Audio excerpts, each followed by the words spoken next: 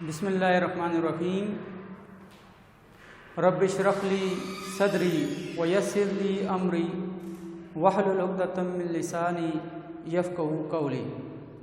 अस्सलामु अलैकुम dear student, hope you all will be fine.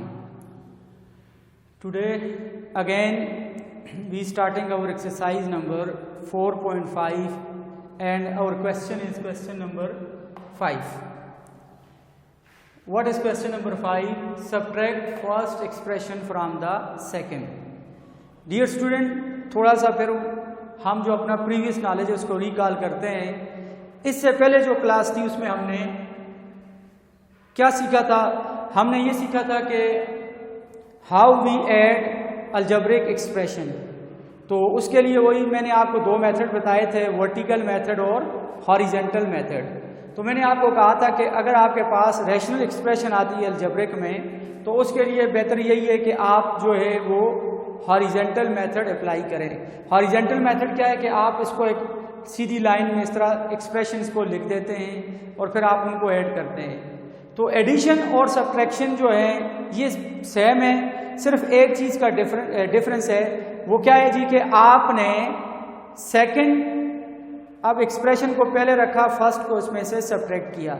तो जो एक्सप्रेशन सब्ट्रैक्ट हो रही है सब्ट्रैक्शन में उसके साइन चेंज हो जाते हैं, जबकि एडिशन में साइन पे कोई फर्क नहीं पड़ता था। बाकी बिल्कुल उसी तरह है जिस तरह आपने एडिशन की थी।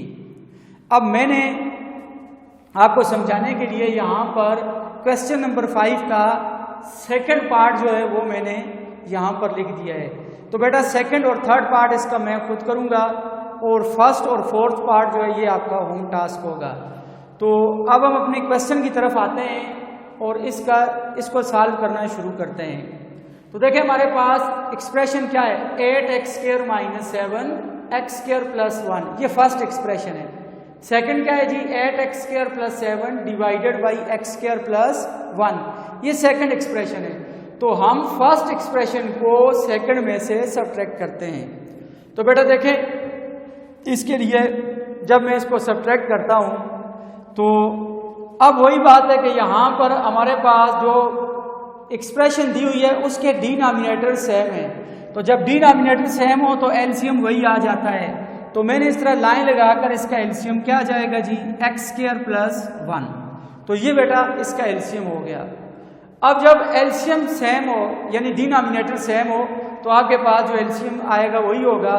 तो उसके लिए बिल्कुल सिंपल है कि जो न्यूमरेटर में एक्सप्रेशन होती हैं आप उसको एज इट लिख देते हैं, उसको आप चेंज नहीं करते, ठीक है। तो डायरेक्ट बस आपने इसको लिख देना है। तो यहाँ पर इसका न्यूमरेटर क्या है जी, 8x² + 7 माइनस, ठीक है। अब इसका न्यूमरेटर क्या है, इसको आप ब्रैकेट के अंदर लिख दें 8x² - 7, स्मॉल ब्रैकेट के अंदर लिख दिया। वजह कि मैंने आपको बताया एडिशन में जो आपके पास एक्सप्रेशन होती है नेक्स्ट उसके साइन पे कोई फर्क नहीं पड़ता, इसलिए हम उसको डायरेक्ट इस तरह लिख देते हैं। लेकिन सब्ट्रैक्शन में जो आपके पास एक्सप्रेशन होगी, जो सेकंड एक्सप्रेशन होगी या जो सब्ट्रैक्ट हो रही होगी उसके साइन चेंज होंगे। तो अब बेटा क्या हो जाएगा, ये 8x² + 7 माइनस 8x², अब माइनस इधर प्लस था, default sign is always positive, लिखा नहीं जाता लेकिन होता प्लस है। तो यहाँ पर प्लस था, माइनस इनटू प्लस। तो देखें वो मैंने आपको पहले बताया था कि जब सेम साइन मल्टीप्लाई हो, क्या हो जी, सेम साइन मल्टीप्लाई हो, एक भी प्लस है दूसरा भी प्लस है, रिजल्ट क्या आएगा, प्लस आएगा। फिर एक भी माइनस है और दूसरा भी माइनस है तो इसका रिजल्ट भी क्या आएगा, प्लस आएगा। सेम साइन है, मल्टीप्लिकेशन का भी यही रूल है और डिवीजन का भी यही रूल है, ठीक है। तो अगर डिफरेंट साइन होंगे, एक प्लस है और एक माइनस है तो रिजल्ट माइनस आएगा, माइनस प्लस, रिजल्ट क्या आ गया, माइनस आ गया, ठीक है। तो ये बेटा ये आप इम्पॉर्टेंट चीज़ है, ये आपको पता होनी चाहिए कि जब आपके पास सेम साइन मल्टीप्लाई हो, दोनों प्लस हैं रिजल्ट प्लस आएगा, दोनों माइनस हैं रिजल्ट प्लस आएगा। लेकिन जब साइन डिफरेंट होंगे, अपोजिट होंगे, प्लस माइनस, माइनस प्लस, तो रिजल्ट क्या आएगा? माइनस आएगा। अब यहाँ पर ये माइनस इंटू प्लस था तो क्या रिजल्ट आ गया? माइनस, माइनस इंटू माइनस क्या रिजल्ट देगा? प्लस 7 हो गया, divided by x square plus 1। अब बेटा जो लाइक टर्म है, जो एक जैसी टर्म है, उनको इकट्ठा कर दें। एक्स स्क्वायर वाली टर्म, ये एक्स स्क्वायर वाली टर्म है और ये एक्स स्क्वायर वाली टर्म है। फिर constant term plus 7 divided by x square plus 1। तो देखें अब plus 8 x square minus 8 x square same है।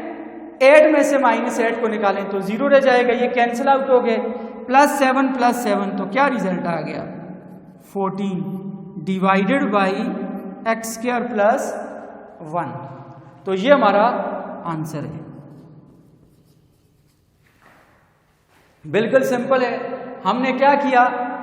फर्स्ट सब्ट्रैक्ट फर्स्ट एक्सप्रेशन, ये फर्स्ट है, इसको हमने सेकंड में से सब्ट्रैक्ट करना है। तो अगर डिनोमिनेटर सेम है तो लाइन लगाकर आप लिख देंगे, वो उसका एलसीएम हो जाएगा। और बिल्कुल सिंपल है, न्यूमरेटर को, दोनों फ्रैक्शन के न्यूमरेटर को आप, या दोनों एक्सप्रेशन के न्यूमरेटर को आप एज इट लिख देंगे। तो मैंने इसको लिख दिया। अब जब ऐड हो रही हो तो उस वक्त तो साइन चेंज नहीं होते, लेकिन अगर सब्ट्रैक्ट हो रही है एक्सप्रेशंस तो उनके साइन चेंज होंगे। तो मैंने क्या किया, यहाँ पर ब्रैकेट डाल दिया। ब्रैकेट्स मीन के, अब क्यों डाला है ब्रैकेट? इस वजह से डाला है कि अगर मैं इधर माइनस लिखता हूँ, ब्रैकेट नहीं होता, तो ये तो माइनस सिर्फ इसके साथ होगा, तो ये आपके पास फिर -7 है, तो ये तो गलत हो जाएगा। अब माइनस पूरी एक्सप्रेशन को चेंज करेगा, ये इस सब को चेंज करेगा, तो इस वजह से मैंने माइनस लिखा। अब minus into plus minus, minus into minus plus, तो ये एक लाइक टर्म जो है उनको इकट्ठा कर दिया, ये कैंसिल आउट हो गए। प्लस 7 क्या आ गया? 14। तो ये हमारा आंसर है। तो मुझे उम्मीद है ये आपको क्लियर होगा। अब बेटा मैंने आपको कहा था कि मैं इसका फर्स्ट पार्ट भी आप खुद करेंगे और फोर्थ भी, मैं इसका सेकंड और थर्ड पार्ट करूंगा। अब इसका थर्ड पार्ट क्वेश्चन यही है कि हमने क्या करना है जी, हमने सब्ट्रैक्ट ही करना है।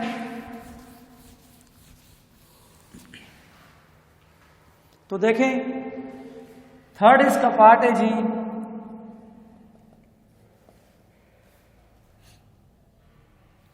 One by a-3 and 2a divided by a² -9। तो बेटा अब इसका ये वाला जो पार्ट है, देखें आप इसको, हमने सब्ट्रैक्ट करना है फर्स्ट एक्सप्रेशन को सेकंड एक्सप्रेशन में से। तो इसके लिए मैं क्या लिखूंगा, सबसे पहले उसी तरह इक्वल का साइन डाल दें। सेकंड एक्सप्रेशन जो है वो क्या है जी, 2a डिवाइडेड बाई a² -9, इसको हमने लिख दिया। फिर -1 डिवाइडेड बाई a-3, इसको मैंने लिख दिया। तो अब इनको हमने सब्ट्रैक्ट करना है। तो जाहिर है डिनोमिनेटर यहां पर डिफरेंट है। डिनोमिनेटर क्या है जी, a² -9 और a-3। तो आप इसको लाइन लगाकर एज इट नहीं लिख सकते।